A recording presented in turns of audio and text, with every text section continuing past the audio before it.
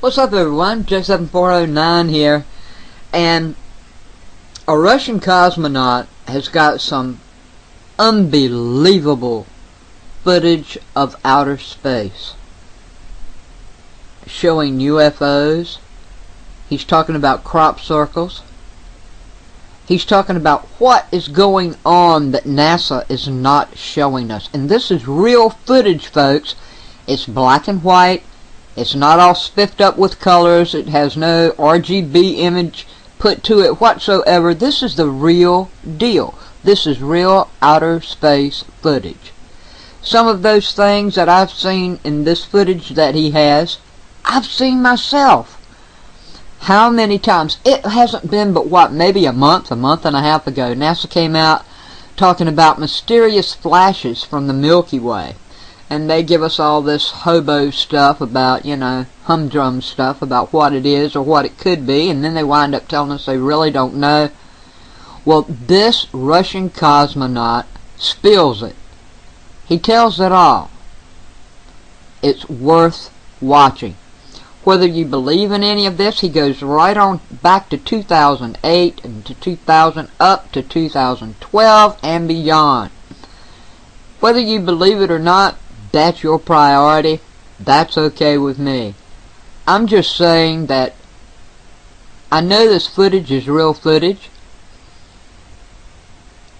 And what this guy's saying makes a whole lot of sense from everything that I have studied in the last 6 months, researched in the last 6 months, or seen with my own eyes in the last 6 months.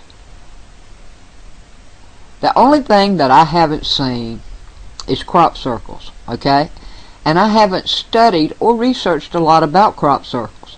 But so far as the Milky Way, the flash in the Milky Way, the extreme magnetism stream coming from the Milky Way headed to Earth, which you've all heard me talk about, and he talks about the sun and all the planets too.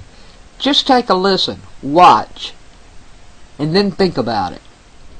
No one believed me, even from those few people that I was able to share this experience with, that this is true. But luckily, with the development of the ufology and many great people out there that are doing the research and providing the video evidence, especially with Martin Stubbs, who was in charge of one television station, and he just directed one dish towards the space, and he was lucky enough to pick up that direct downlink from the space shuttles to Houston, and he provided this.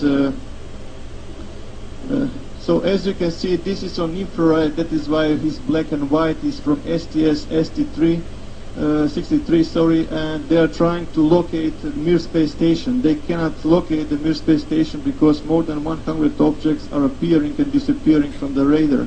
Those are the same type of craft that I observed on the asteroid belt between Mars and Jupiter. And those are those balls of light that I was observing in those times, as you can see clearly, creating intelligent formation. So you can see we are never alone, and the evidence is all there, and they are keeping this secret, which is not the right way to do. Every time that when there is a storm, you can be completely sure that there are more than 200 objects above the sky charging from the released energy from the thunderbolts. Exactly the same as we go with our vehicles into the petrol station to refuel. They are refueling their propulsion systems with this organ energy which is discharged from the thunderbolts. So this led to a direct contact with the extraterrestrial races. Many of those contacts were positive and beautiful, but some of the contacts were extremely aggressive. I got in conflict with certain races, one of which was the Grey Collective, and I can confirm that we have a presence from both polarities, both positive and both negative. My life afterwards went into the direction that I was trying to help as many as possible, giving my knowledge to all the people who is open to this. Like I mentioned in the beginning, I just developed a special relationship with every student of mine, and I was trying to help him as much as possible to achieve the same. So in my perspective, this is the way we have to go back to the nature and we have to unite with that energy, understand that energy, and how to direct this energy. When I was working on the decoding of the crop circles, that's where the contacts with the crop circle makers intensified to a high degree, especially when I was describing what kind of technological achievements can be achieved through the information delivered by the crop circles. So as you can see here, those balls of light are everywhere, and from the Sri Yantra there is a huge ball of light everywhere. Every time when I was actually working on this, for example, this is one group that I worked in Melbourne. As you can see, those orbs are everywhere. Please pay attention to this region here. You will see one of those balls of light penetrating. It's completely intelligent, as you can see, and they're following me all the time, and the progression that is made. Which takes us to a logical question: who makes the genuine crop circles and why? To the best of my knowledge, at least few extraterrestrial races are making these genuine crop circles, and they have different approach, but mainly the approach is that to inform us, because our governments are deceiving us. They are not providing us the real situation of the planet, the real situation in the Milky Way galaxy, and especially the real situation, what we really are and what our potentials are. So, to the best of my knowledge, as you can see, more than 20,000 crop circles are delivered, and usually the question that comes to me is where they're coming from. They're coming from many dimensions, and they live on many places, even in physical dimension, even in other dimension, but as you can see, they're using this like a portals. As you can see how they're actually penetrating our dimension, influencing with the microwave energy or electromagnetic energy, if you will. Once again,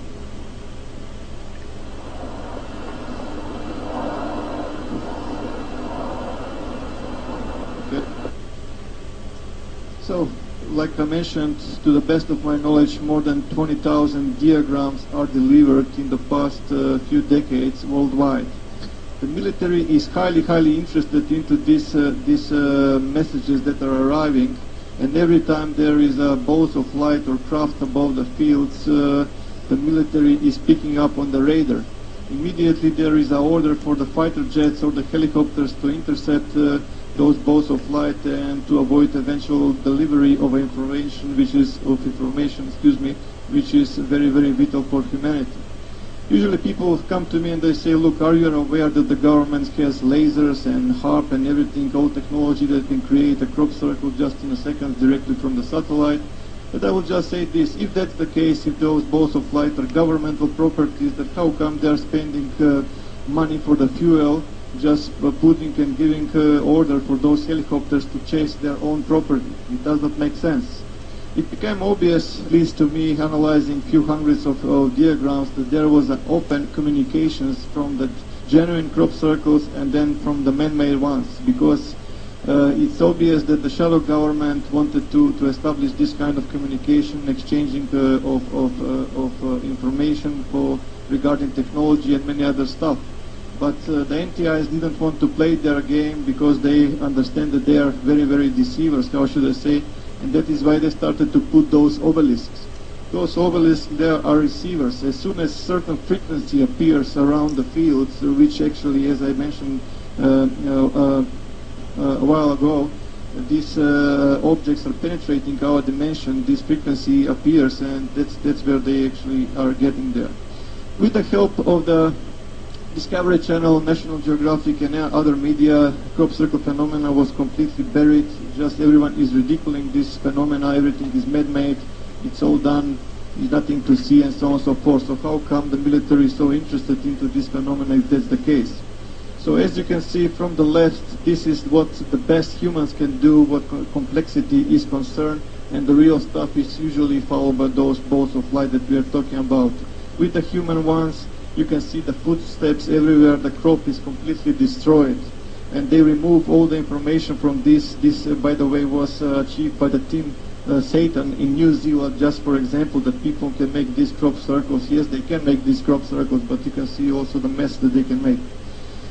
Back in 2000, Dr. Eltio Hasenhoff actually stepped forward, which is very rare for the mainstream scientists, and he actually examined many crop designs, and he noticed that there is a thermal expansion and node lengthening with many of those. He was searching for some matching of the distribution model of node lengthening, and he found one. And this mathematical model was actually electromagnetic radiation distribution of a point source. The further you go from that source, the less light it becomes. Or in other words, the distribution of the node lengthening is strongest in the crop circle center, and it's less and less as you go towards the edges, right? So the difference between the man-made and the real phenomena is that the plant is still alive. It's bended even to around 90 degrees, and the plant is still growing. It was actually exposed to extreme high temperatures, but in the split of a second it was cooled also.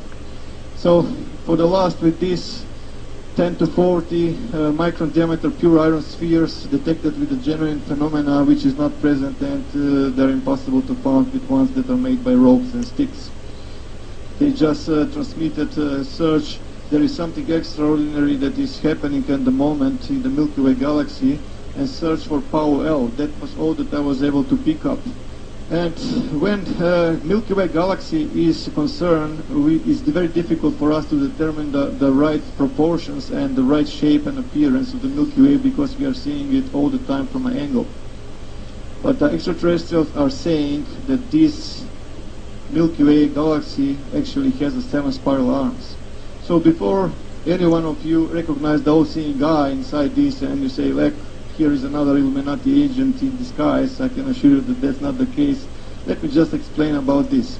I asked the NTIs about what this thing is, and they said this is neither positive neither negative. It's just simply energy, and the contact which is made actually is polarizing this energy.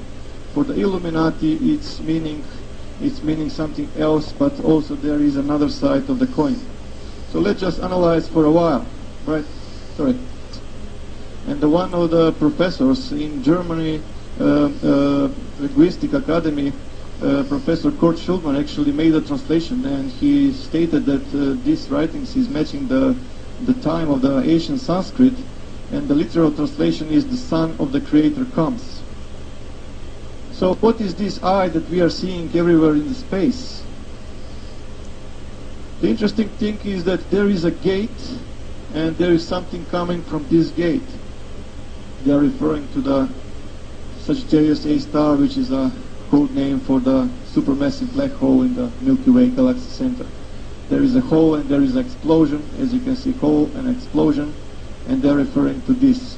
When those galactic cores explosions happen, there are two things that are appearing. First, there is a cosmic jet that goes perpendicular to the galactic plane, and there is a wave of energy that is spreading along the galactic plane towards the edges of the galaxy. When you throw a rock into the pond, right, or into lake, you will have a disturbance. You create a concentric circles. You will create waves, right? So that's the same what they are saying. There is a wave. Watch out that there is a wave. And the wave is coming from the galactic center. Again, you can see a plane with birds in two directions. They're actually referring to the galactic plane because they inform me what they're trying to say. And even more birds going into two directions, and they're referring to this, and I will explain this in more detail. The energy is extreme, is going towards the edges. It's massive, it's flying fast. It's going to hit the sun. When it's going to hit the sun, it's going to change how the sun is spending its fuel. Is going to produce that sun moves from its so-called main sequence into what is known red giant phase. So what will happen in our solar system in the near future, right? So for this we can analyze the pictogram that arrived on July 15, 2008. It is obvious a solar system, and when you analyze, you see that it's completely matching our solar system and the planets in it. So they even left a dot for a moon, and also they left a ring for Saturn. Again, the anomaly was found, and the crop is not destroyed by the mechanical force. So another parallel. So it's not the first time that those amazing blue displays are observed from International Space Station. So someone is referring us very strongly that we pay attention to certain time frame, to a point in time which is 23rd of December 2012. Just 7 days after, on July 22nd, 2008, update appeared, and which in my perspective is a Rosetta Stone to everything we need to know what 2012 and 2013 event is all about. So let's just analyze this for a while. Our sun is not in the same the same size anymore. It become bigger. Mercury was fallen and Venus was fallen, which leaves us Earth and Mars dangerously close. There is some kind of object appearing very close to our solar system, which exactly, if you apply astrophysics and you find astronomical charts, you will find that it is coming from the Virgo constellation. And when I checked the astronomical charts for a new moon in 2012 December, I found that actually it's appearing on December 13, 2012, which is when we will start to observe from the sky something that is approaching from the Milky Way galaxy. And down further we can see different symbology here, a Milky Way galaxy with a depicted galactic plane, cosmic snake, cosmic kundalini or nexus or whatever suits your terminology, snail, spiral, again a new moon, and two stars in the Ficus star constellation, which is very close to the sun in that particular time.